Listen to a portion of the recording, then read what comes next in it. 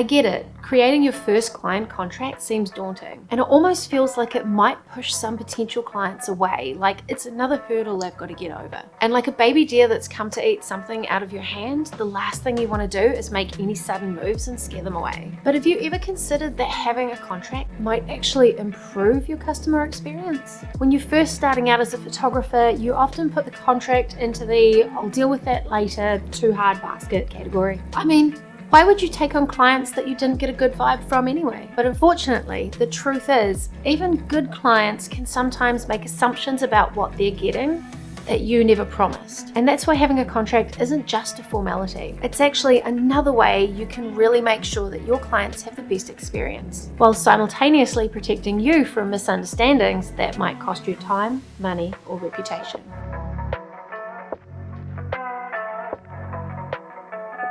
Hey guys, welcome back to the channel, and if this is the first time YouTube's introducing us, my name's Tracy from Red and the Wolf Photography, and today we're diving into something super important that a lot of new photographers put off, including myself. So today we're setting up your first photography contract and mine. Now I think this is going to be a bit of a long video, so make sure that you grab a coffee and a pen and paper and get yourself comfortable. Now I know the word contract can feel super intimidating, especially when you're just starting out, but today we're going to break it down and make it super simple. If you're out there and you're building your photography business and it just feels so overwhelming, I'm in the same place, and even though I've had a couple of clients, I haven't yet made a contract. But I'm starting to get more inquiries and more bookings, and I realized that this actually has to become a priority now. Now, before we jump in, I just want to start by saying, obviously, seeing a lawyer and getting a proper contract drawn up is the best way to do this. But I know that for a lot of us, we're bootstrapping it when we start and we just need something to get the ball rolling. So today we're going to cover the very basics that need to be included in a contract. Plus right now, I'm actually in the process of setting up my own contract for a wedding client. So I'll make sure that I link mine in the description so you see what it can look like. And I'll link a Google Doc template that you can download and turn it into your own contract. And make sure that you stick around till the end because I've got some contract warnings and some Facebook horror stories that you don't want to miss. Before we get started, it's important to understand why you even need a contract. And yeah, I know it's kind of sad that we even need contracts in place, but even if you get a great vibe from someone, that doesn't specifically translate to a happy customer. I know of examples from other photographers that I've spoken to that they've had lovely clients to start with that have ended up being bridezillas. Or clients that think that just because you're a photographer, it means that you can replicate what they've seen on somebody else's website or on somebody else's Instagram feed because you're only charging $500 as a beginner and they don't want to pay the $5,000 for the seasoned professional. Some clients genuinely don't realize that not all photographers are at the same point in their photography career or that they have their own style. So with that, contracts help set expectations up front, and you could even use it as a time to go through it with your client to really make sure that they understand everything that's in the contract and what that translates to in reality. And it's a great way to get some feedback at the time if they start sentences with, "Oh, I didn't realize XYZ." It means that you can manage expectations and also find out what they thought they were expecting, that you may be able to at that point go, yes, I can deliver that, or no, I can't. And truthfully, it's so much better to know that information at the beginning than it is to get to the end of the shoot and realize that it's something that if you'd known you could have executed, but now because you've done the shoot, you can't go back and fix it for them. Your website, your welcome pack, and your contract should all work together for one main purpose: setting and managing expectations. This is your pull out now if this isn't what you're after trilogy. It protects you, it protects them, and it stops you from having to have those awful conversations where they're upset because they assume things that you never promised. One of the biggest things that I've realized from reading way too many Facebook horror stories from other photographers is that we cannot assume that clients know what makes for a technically good photo. Sorry, I'm just gonna turn up my ISO because the clouds have gone. The sun's gone behind the clouds. Anyway, so for example, I remember reading a Facebook post a couple of years ago where this lady came, she signed up, they did all the photos, I believe it was for a wedding, and then this woman came back and was like, "You are the worst photographer and all the backgrounds are blurry and I want you to redo all the photos and make all the photos so that all the backgrounds are clear. And what she didn't realize was that obviously this had been shot with depth of field, which is what most of us photographers do, and that you couldn't take away the blurry effect.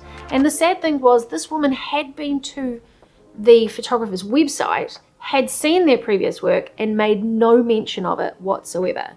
So don't assume that just because people have seen your work that they've paid attention to it, if that makes sense. So when I made up my welcome pack, I actually put in a specific section stating what depth of field was, that it did make the background blurry, and that if that wasn't something that they wanted, they needed to tell me before the shoot day. And it might sound really silly to those of us that are photographers, but not everybody is a photographer, not everybody studied it, not everybody understands art, and so it's so much better just to treat people like they actually don't know what's happening and make those explanations clear. The bottom line is that communication and managing expectations is everything, and that's why you have your website, your welcome pack, and then your contract to make sure that you nut out all of those details before the day that you're doing the shoot. Okay, so in this section, we're going to go through a really basic contract of the minimum things that need to be included. And a little bit later on, I will go through a couple of other extra bits that you might want to put in from, you know, some of those Facebook horror stories that I've read over the years.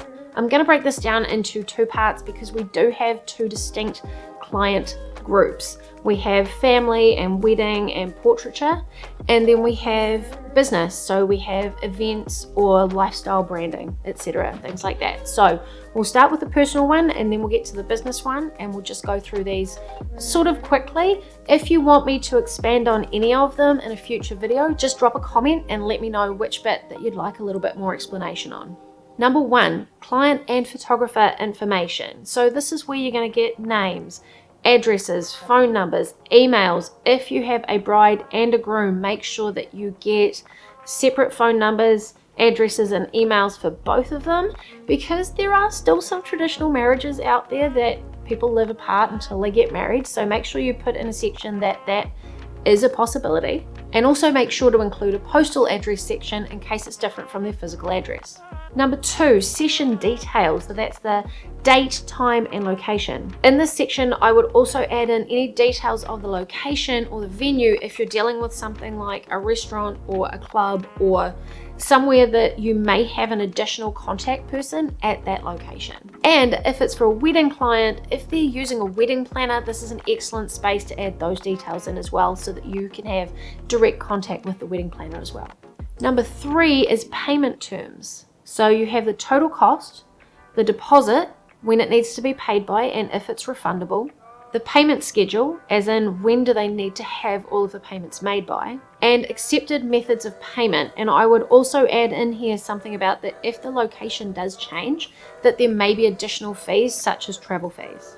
Number four is cancellation or rescheduling policies. And this needs to clearly outline the terms of what happens if a client cancels or reschedules the photo shoot and any additional costs. Number five is copyright, usage rights, and raw images. Now this is kind of a big section, so I'll talk a little bit more about this in detail after I've finished the basics. Number six is delivery timeline and how you're going to be delivering the photos. So this is the expected timeline for receiving proofs, editing, and the final prints. This is also a good place to be talking about how they're going to be receiving them and where they're going to be able to download the final images from. Number seven is liability and limitations. This section is to protect you against things like equipment failure, natural disasters, or unforeseen circumstances that might prevent you from delivering, and what will happen in those situations if they arise. So for things like a brand shoot that might be able to be postponed, this might not be too much of a big deal. But for example, if you're shooting a one-off event like an engagement or a wedding, this might look, for example, like having a backup photographer that's somebody that you know that might be able to step in at the last moment if there was something going wrong. Number eight is a model release. Now this is for you to be able to use images on your portfolio after the event. I actually often request this after the shoot because I like people to be 100% happy with what I've delivered to them before I even ask if I'm allowed to use them on my website or on my social media. And for every photographer, this is different. A lot of them will just include it, and that's just part of the deal. Like if you get photos taken with them, they have the right to use those photos anywhere that they want to for their commercial purposes. And this is fine for, say, a wedding client. I will go to them after the shoot and I'll go, hey, if you liked your gallery, is it okay if I use some of the images on my website and you can have final say if there's any that you don't want me using? And so far, everybody's been happy for me to use the images, and I've been very specific about the images that I've chosen so that they show the client in the best light. And so far, I haven't had anybody ask me to take them down. But for example, if I was shooting somebody with the specific intent that it was going to be used for commercial purposes, whether that's somebody coming in doing a brand photo shoot or I'm using them for stock images, I would absolutely get a model release signed. This has to be included. I've seen films in the past, indie films that we've been a part of or that we've known in our circle that haven't been able to be released because they didn't get model release forms or actor release forms in this particular case. And one person stood up and went, I don't like my performance in this, I'm not letting you release it. And they legally couldn't. So it definitely pays to make sure that you've got yourself covered if you're going to be doing anything like this and releasing anything publicly. And the truth is, you would think that this was really obvious. Like if I'm photographing you, obviously there's going to be something public with it, but it absolutely pays to make sure that is your T's are crossed and your I's are dotted in this particular instance. Number 9 is post-production and editing rights. You need to make it clear that edits are done at your discretion, and if there is any additional editing that needs to be done, that may come at an additional cost. And it's probably also a good place to pop it into the contract that the client has seen your website and understands your particular photography and editing style. So they don't come back to you later and go, oh, I really didn't like the way you edited these, if it's in line with the rest of your work. And number 10, signatures from both parties. This is what makes it legally binding. Oh, and dates. Signatures and dates. Okay, so if you're going to be doing business clients, it's going to be a little bit different. There's going to be a couple of extra things that you need to include in your contract. Number 1 is your scope of work. And I've talked about this before because the last thing that you want is scope creep. You don't want to just go in and go, oh yeah, well, I'll give you about 80 images. And the other person's like, yeah, that's fine. I'm like, oh, I'll be there for about an hour. And they're like, great, we'll try and get this done. And then you get there and they're like, oh, well, can you just add this in? And can you just add this? And what about this? And you end up being there for 3 hours and then having to deliver them 200 photos to make sure that you got like what they needed. That's why it is really, really important to put in the scope of the project. So that's going to include detailed breakdown of the deliverables, including the number of shots, any specific shots that were requested, and any post-processing requirements. Number 2 is commercial usage rights. Now, this one's a big one. You need to outline specifically how and where and what they can use your images or your video for. So can they use them for marketing, social media, ads? Can they sell the prints of photos that you've taken and get paychecks from those? Can they use those photos indefinitely, or do they need to renew their license every year? Now, when you're doing a small business to business, like if I'm going to do my local florist, for example, that's probably not something that I personally would do. But if you were doing a big company like Coca-Cola, they expect that. In the film industry, when you make an ad, if you are an actor in an ad, they have that contract for like a year. And if the contract is renewed and they decide to play that ad a second year, they actually have to pay the actor an agreed upon second sum for every year that they use it over and above that. So putting that back into photography, when you're talking about really big brands, like I said, if it's your local florist, I just wouldn't even do this. But it pays to be really clear within your contract, and depending on who you're dealing with, what you're going to let them use those rights for, because we'll come back to this again soon. You own the copyright of those images, but we'll talk about that shortly. And this leads nicely into number 3, which is licensing terms. So this is where if they want exclusive rights or specific licensing terms, this should be explicitly stated along with any additional fees. Number 4 is a confidentiality agreement. Now, this is actually kind of more for the client. If they have products that are unreleased, for example, the last thing that they're going to want to do is for you to deliver the photos and then put it up on your own website when they haven't even released those yet. So a non-disclosure agreement makes it that if there's anything that you're photographing for that business that they do not want you speaking about openly yet, then they have the opportunity to put that in the contract also. So just have a chat to your clients and ask them if that's a clause that needs to be included. Number 5 is revisions and approvals, especially when you're dealing with businesses.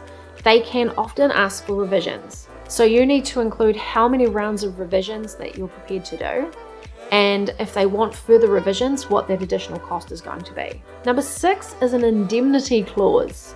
That's a mouthful. It's basically a clause stating that if they use your images in ways that they weren't intended to, that you have no legal responsibility once you hand those photos to the client. So basically, nobody can sue you for taking the photos in the first place. And number 7, and I'm probably going to butcher this, is called a force majeure clause. Probably butchered it. And basically, this is just a legal term that refers to things happening that are completely out of your control and that stop you from fulfilling the contract that you've signed. So this is like a massive flood sweeps through the place and you can't actually get out of your hometown or something like that, right? Or like we experienced in 2020, we had lockdowns.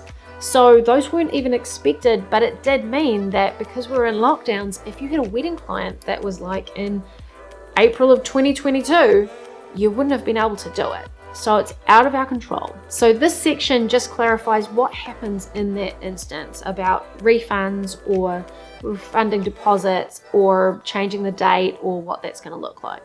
Okay, so I really wanted to touch on copyright and usage rights briefly, and it's something that's always confused me, and so I actually turned to ChatGPT.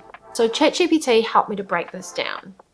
Basically, when you're a photographer, the client is paying for the service of having you come and take the photos, not the actual rights to the images, which might seem a little bit weird, but if you went to a restaurant and the chef made you a meal, that doesn't mean that you now have the rights to the intellectual copyright of his recipe. You're paying for the service of it. So you're paying for the fact that you can go and you don't have to cook, and somebody else is going to cook a meal that is probably much nicer than you can cook, and they're going to be doing the cleanup, and they're going to be doing all the dishes, and all you have to do is stand up, pay, and leave.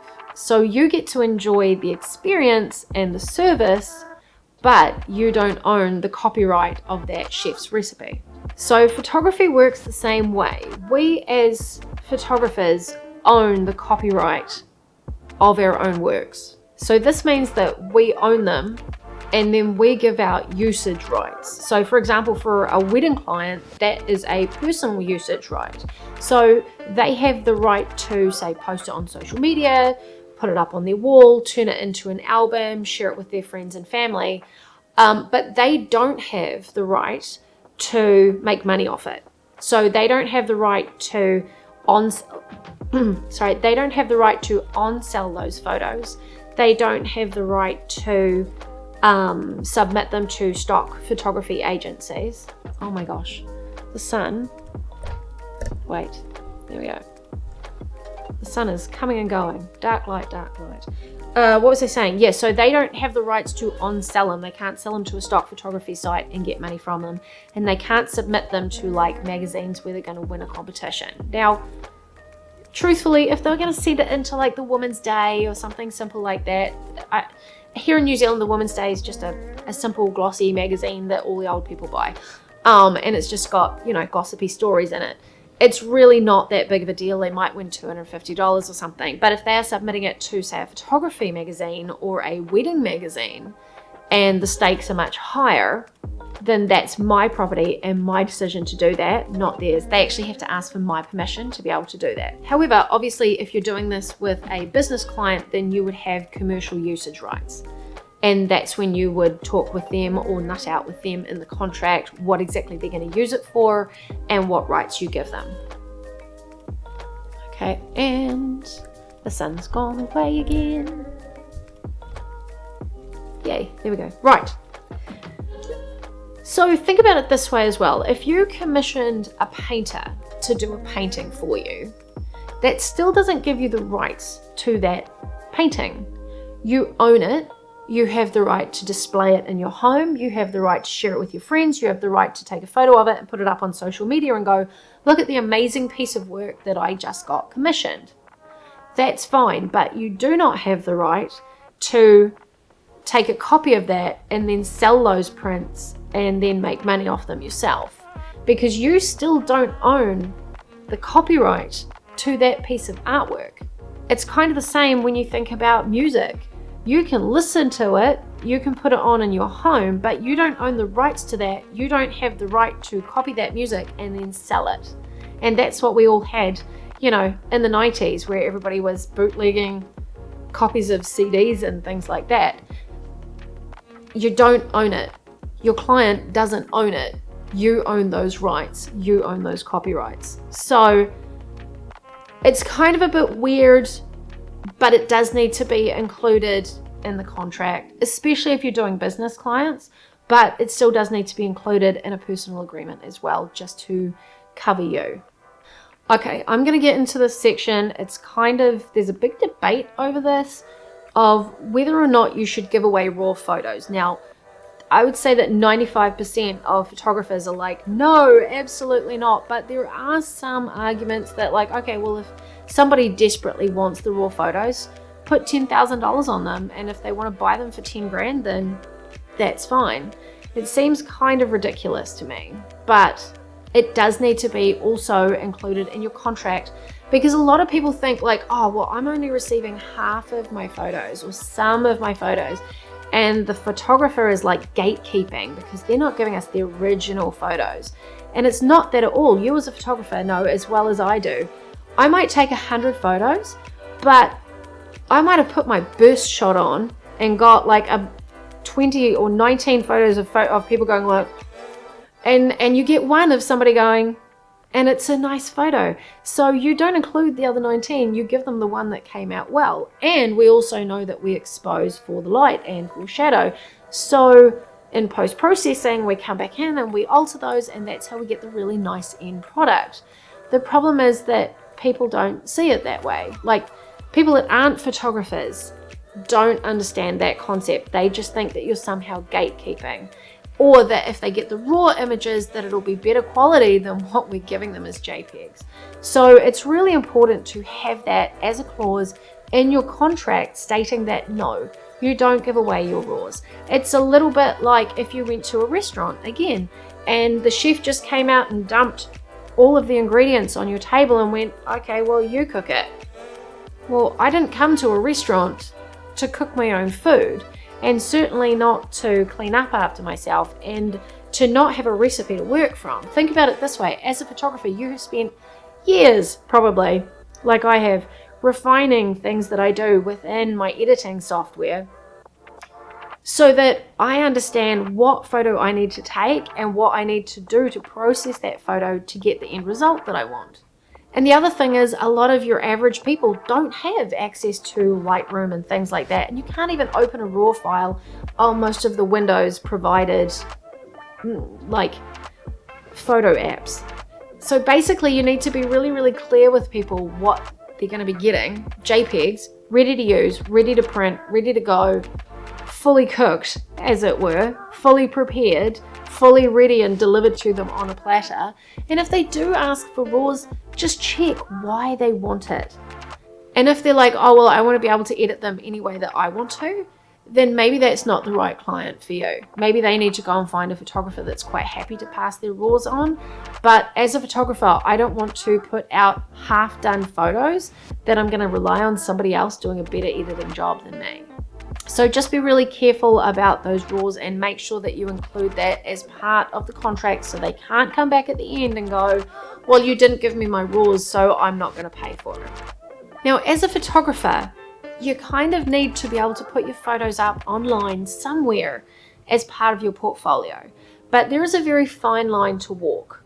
So you have things like a non-disclosure agreement, potentially with clients, like business clients, where maybe they have a product that they haven't released yet. So you might have a timeline in there of your client saying after 6 months, you're allowed to use any of the photos that we took on this particular section, because I know by that point, all of these products will have been released and we will have put the photos up ourselves. right? So you do have to be careful of that. So make sure if you're dealing with business clients that you're very clear about when you're allowed to release those images. And if you're doing things like family events or weddings or children photography, again, you're walking a very fine line, because there are some people that don't want photos of their children up online. So if, for example, you're doing a wedding and then the bride and groom have given you permission to put photos up onto your website, but if a parent comes to you and says, actually, there's a photo of my child in there and I'm not comfortable with that being up online, I think that you need to be prepared for that. Because while, yes, technically you do hold the rights, and the bride and groom might have been like, yeah, it's sweet, we loved it, you can put anything up that you want, there still needs to be some level of humanity that if another parent is like, I don't want my child's photos up online, there needs to be a level of respect for that. So it might even be as simple as going, okay, I will go back into that photo. For example, I'll take down the ones that I've got up online and I'll go back into those photos and maybe I'll put a little heart sticker over that child's face or something so that they're not recognizable. Just be considerate of other parents and other people that you're working with. And this is a line that I put into my contract specifically about this. While I maintain the copyright to the images, I understand that this is your special day and your memories. If there are any specific images that you would prefer I not share, please let me know as soon as possible and I will remove them from my website or social media as soon as I'm able. And I think that this shows respect and it builds trust while still keeping you legally covered. And I think it's that extra layer of communication that can make your clients feel safer and thus make for a better experience overall. Now, when it comes to contracts, I think that there's something that's often overlooked, because wherever you're living, you might be able to create contracts and they might stand up in your local area. But if you're going to be going overseas and doing something, or if you're even going to be going potentially into another state, it's not something we have to worry about in New Zealand, but obviously in Australia or America, where you guys have states, there can be different state laws. So something, even though it's in your contract, might not actually be enforceable somewhere else. So it really pays to look into any state-related or international laws if you're going to be going outside your own territory. Now, one of the easy ways to do this is that you can actually look out for local or international groups. So for instance, here in New Zealand, we have the New Zealand Institute of Professional Photographers, who actually has a base wedding contract available up on their website. So if you were coming to New Zealand to shoot, for example, you could look up that, and that's going to give you something that's been legally certified by one of our own photography institutes. But there are other similar ones in other countries, like the Professional Photographers of America, for example. The bottom line is to check local laws if you're going to be going out of your own territory. Okay, I just want to mention a couple of quick horror stories that you may want to avoid. Number one, be specific about the type and style of photography that you do, because you don't want to end up like this poor photographer that stated clearly that they did candid photography and then had the customer come back and basically rip them to pieces because none of the photos were posed, even though they'd clearly stated that they did candid photography. So this is a really good case of speaking with your client and talking in language that they will absolutely understand, because not everybody understands photography jargon. Number two, and we're going to go back to the whole photographing other people's children thing. There was another photographer that I read about that did some photography for a parent and then popped the photos of the child up online with the parent's consent, only to then be contacted by the other parent that they were going through a divorce or something, saying, I don't want photos of my child up online. So once again, that's up to you to do your research, speak to the parents, but also, especially when you're dealing with children, be willing to take the photos down. Number three, another horror story. The moral of the story is this: make sure that you get an important shot list. This other poor photographer that I read about recently went in, did a great job, delivered everything that they said they were going to. Then the client came back and complained that there hadn't been enough photos of the cake and enough photos of their really expensive decor that they'd done for this child's birthday party, and that they didn't want to pay for anything and that they should still get all the photos for free. So even though, and this photographer put up some of the photos that they had taken, they're a fantastic photographer. The photos were excellent. They said that they took photos of basically everybody that was at the party, but this comes down to, again, managing people's expectations. So if they had spoken to the client before and said, okay, give me your top 10 photos that are a must-have. Like, if you didn't get any other photos, what would be the top 10 photos you would want? Then they would be able to say, we're spending a lot of money on the decor. If you could just get in a few extra shots to make sure that we get different angles of the cake and different angles of the decor without all the kids there and things like that, that'd be awesome. But yeah, this is why I think it's always one of the things that I always ask my clients is if I could only get like 3 photos, what would those absolute must-have shots be? And I also get them to write up, especially if I'm doing wedding photography, I get them to write up a list of before the wedding. I want this before the wedding. I need to know the list of all the different groups that they want taken, so that on the day when I'm flustered and they're flustered and there's a whole bunch of people around, I can literally sit there and read off my list and go, okay, I need Bill and Joe and Jill and all of their kids so that we can get a group photo of this part of the family and this part. So it definitely pays to take that extra step, even though it does seem like a little bit more work for your clients. Just say to them, I just want to make sure that I'm absolutely nailing exactly what you want. And if you can fill this out for me, then I can be a little bit more specific about what I'm doing. And number 4, I just read about this one a couple of days ago, and I don't even know how to answer this person.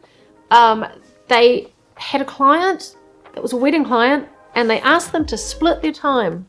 So they'd hired them for 8 hours and then were like, okay, but we want you to stop at dinner time for 2 hours and then pick it up again and keep going.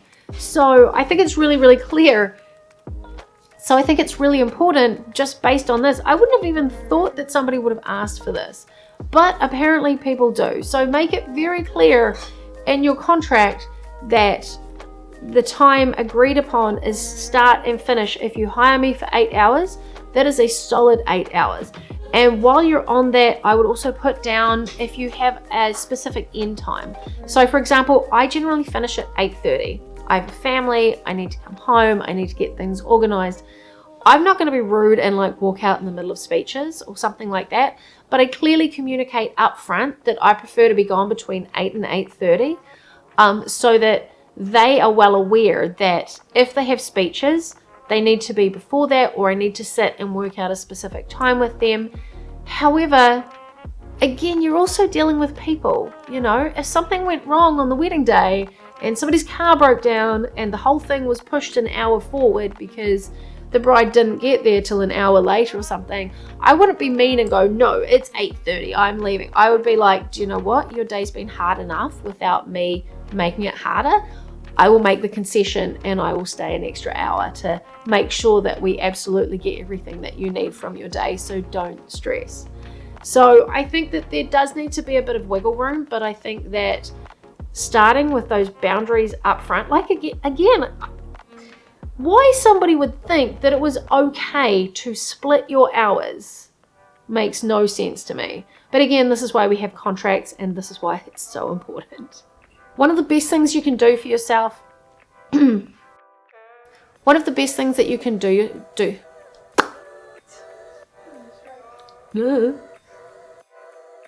One of the best things that you can do for yourself when you're creating a contract is to make it what I call a living document. In other words, when you know better, do better. When you hear a horror story, update your contract. Like, obviously, once you've had things signed, you can't go back and go, oh, I need to add another clause in. Well, you probably could with some clients and it would be okay. But it's for the clients moving forward, because you're going to learn stuff and it's going to need to be reflected in your contract or your welcome pack or on your website. So make sure that you take those experiences and then really weave them into your whole client experience for new clients coming forward, rather than just going, oh, well, that was a bad client, I guess I'll just leave that, chalk that up to experience. No, you need to be updating things so that other clients coming forward, coming through your process, know exactly where you stand. Now I know that this is a lot to take in. There is a lot of legal jargon, there's lots of bits and pieces to understand, there's probably lots of thoughts that you have about clients that you've had or clients that you've heard of or horror stories you've read on Facebook. So make sure that you take the time and download the ones that I'll put below, and let me know if there's any specific elements that you want me to go into further in future episodes. Or if you just want some more horror stories, because I could fill up an entire video just with Facebook horror stories. And as always, if you've got this far, if you could do the YouTube things like comment, subscribe, that would be amazing, because that just lets YouTube know that this video is worth watching and it might just push it out to a few more people. And I'll see you guys in the next episode.